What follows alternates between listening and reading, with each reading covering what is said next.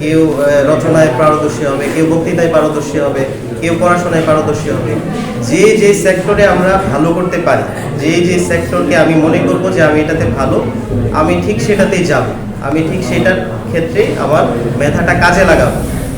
তো আমি আজকে এখানে বা আমরা যারা এখানে বসে আছি, সামনে কিন্তু আপনাদের সময় হচ্ছে এখানে আমাদের চেয়ারগুলো বা আমাদের জায়গাগুলো দখল করে নেওয়া। ইউনিয়ন পরিষদের চেয়ারম্যানের কথা এসেছে যে চেয়ারম্যান আমরা কেমন চেয়ারম্যান দেখতে চাই। তা আমিও ব্যক্তিগতভাবে মনে করি যে একজন শিক্ষিত এবং একজন মার্জিত রুচি সম্পন্ন এবং জনগণকে নিয়ে যে প্রকৃতভাবে ভাবে, এরকম একজনই চেয়ারম্যানের দায়িত্বে আসা উচিত। তো এটা কখন হবে?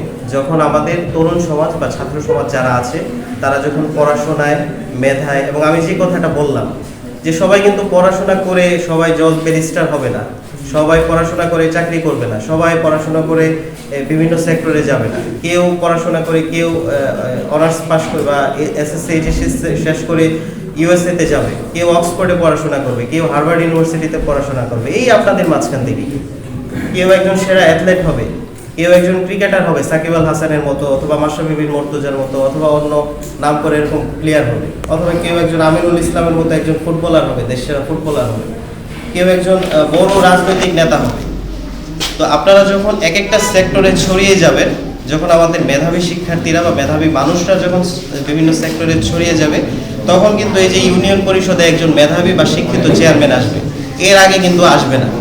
যতক্ষণ পর্যন্ত আপনারা ছড়িয়ে ছিটিয়ে না যাবেন, ততক্ষণ পর্যন্ত কিন্তু এই অশিক্ষিত যারা আছে, আমরা যেটা বলি যে দীক্ষাহীন যারা একেবারে মূর্খ লোকজন, তারা চেয়ারম্যান হচ্ছেন বা তারা জনপ্রতিনিধি হচ্ছেন, যে জন্য আপনারা কাঙ্ক্ষিত সেবা পাচ্ছেন না, সেটা কিন্তু ঘটতে থাকবে। তো এটা যখন আপনারা নিজেরা পরিবর্তন হবেন বা নিজেরা এই প্রয়োজনীয়তা অনুভব করবেন, তখনই আমরা এই প্রয়োজনটা এবং এই আমাদের যে আমরা চাচ্ছি যে আকাঙ্ক্ষাটা, এটা পূরণ করতে পারবো। আমার কাছে মনে হয় যে এই গণ অভ্যুত্থান ব্যর্থ হবে, কিন্তু আমরা ভীষণভাবে আশাবাদী যে আপনারা নিশ্চয়ই সেটা রক্ষা করবেন।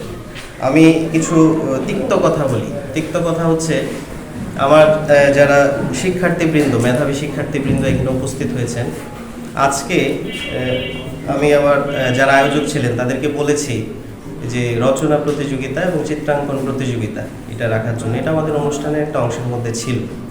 তো এই রচনা প্রতিযোগিতা বা চিত্রাঙ্কন প্রতিযোগিতা যদি না হতো, তাহলে আমাদের এখানে কতজন ছাত্রছাত্রী উপস্থিত হতো আপনারা বলেন। এই যে আপনাদের ভাবনা আমরা জানতে চাচ্ছি যে আগামী বাংলাদেশ আপনারা কেমন দেখতে চান, তাহলে কিভাবে সম্ভব বলে। তো এই জন্য আমি আপনাদেরকে বিনীত অনুরোধ জানাবো যে পরবর্তী সময়ে ইউনিয়ন পর্যায়ে হোক, উপজেলা পর্যায়ে হোক, যত ধরনের সরকারি প্রোগ্রাম হয় অথবা যত ধরনের আয়োজন হয়, এগুলোতে আমরা পুরস্কার বা প্রতিযোগিতা এই সেন্সে যাব না। আমরা এগুলোতে আমাদের একেবারে নাগরিক হিসেবে, ছাত্র হিসেবে আমাদের যে অধিকার বা আমাদের যে বক্তব্য, সেটা দেওয়ার জন্য সেখানে যাব। ফ্যাসিস্ট শব্দের অর্থ হচ্ছে জোর করে আমার শাসন চাপিয়ে দেওয়া।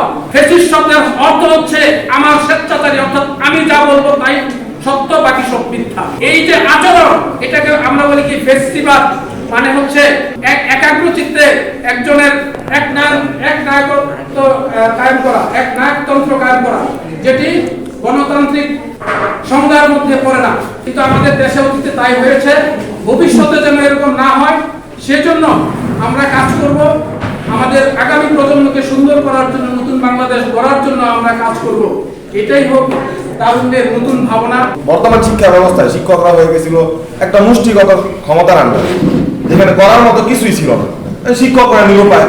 যেমনই আমার ভার্সিটির শিক্ষকদের একটা কথা ছিল যে আগস্ট মাস আসলে বাধ্যতামূলক ছিল যে কালো পরিধান করে আসতে হইব। শুধু আমাদের শিক্ষকরা না, এটা আমাদের রেজিস্টার স্যার আছে, তার ক্ষেত্রেও সেম ছিল যে কালো বাধ্যতামূলক। একমাত্র ছাত্রদের অবদান, ছাত্ররা যখন দলবদ্ধভাবে নেমেছে, সকল শ্রেণীর লোক, শিক্ষক, ভার্সিটি শিক্ষক, কর্মচারী, চলচ্চিত্র, যে কোনো স্তরে, সকল স্তরের মানুষ স্বতঃস্ফূর্তভাবে নেমেছে এবং মাত্র 36 দিনে আমরা একটা গণ অভ্যুত্থান পেয়েছি। শুধু এখন পাইলেই হবে না, এটাকে ধরে রাখতে হবে। প্রিয় শিক্ষার্থীবৃন্দ, আমি তোমাদের প্রতি অনুরোধ থাকবে, আমরা কিন্তু চলে যাব, আমার কয় বছর আছে, এরপর চাকরি শেষ, কিন্তু তোমরা এই জাতির নেতৃত্ব দিবে। এই বৈষম্য যে স্বাধীনতা অর্জন করেছিলাম আমরা, যে বৈষম্যের বিরুদ্ধে সামাজিক ন্যায় বিচার এবং গণতন্ত্র, সামাজিক ন্যায় বিচার, কিন্তু সেই বৈষম্যগুলো 53 বছর পাই নাই। দূর করতে পারি নাই। এখন একটা সুযোগ এসেছে, তোমরা জাতির নেতৃত্ব দিবে, তোমরা সামনে এগিয়ে যাবে, তোমাদের যোগ্যতার ভিত্তিতে তোমরা জাতির বিভিন্ন ক্ষেত্রে দায়িত্ব পালন করবে, তোমরা শিক্ষিত হবে, যোগ্য হবে, তোমরা অভিজ্ঞ হবে।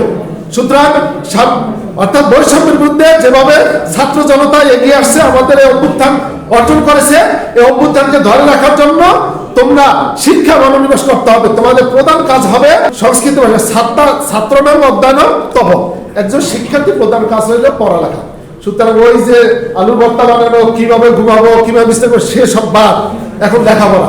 আশা করি সবাই পড়ার টেবিলে গিয়ে এই জাতির এই ক্রান্তি লগ্নে তোমরা সেই দায়িত্বশীল ভূমিকা পালন করবে।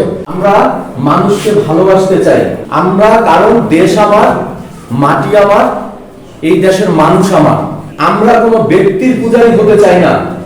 আজকে যে এখানে দাঁড়িয়ে কথা বলেছি, আমি গত 15-16 আমার এই জীবনে আমি কখনো ইউনিয়ন পরিষদে সেইভাবে কখনো কথা বলার সুযোগ পাইনি, কারণ আমাদেরকে বিভিন্ন ক্যাটাগরিতে ভাগ করে কিন্তু আমাদেরকে ভাগ করা হতো, যার কারণে আমরা কখনো কথা বলতে পারি নাই।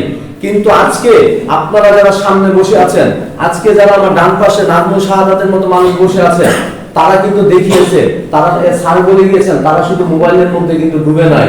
আমরা দেখেছি তারা মোবাইলের মধ্যে ডুবেছিল, পাবজি খেলেছে, কিন্তু না, তারা বিশ্বটাকে মোবাইলের মধ্যে দেখেছে, যেটা আমরা আমাদের চোখে দেখি নাই। যারা আমরা চশমা দিয়ে মাত্র দেয়াল পর্যন্ত দেখেছি, কিন্তু তারা এক ঘরের মধ্যে বসে সারা পৃথিবীকে দেখেছে, যেটা আমরা দেখি নাই। তারা এই পরিবর্তন এনে দিয়েছে। আজকে আমরা যারা একটু আগে বলেছে যে চাঁদাবাজি, আজকে যারা ক্ষমতা, আজকে যারা বিভিন্ন নিজের স্বার্থ বহাল রাখার জন্য আমরা মানুষে দ্বন্দ্ব করছি, তারা একবার চিন্তা করবেন, এই জুলাই বিপ্লব, এই জুলাইয়ের যে পরিবর্তন, এটা কিন্তু আপনার আমার দিয়ে আসে নাই, এই ছাত্রদের দিয়ে কিন্তু এসেছে।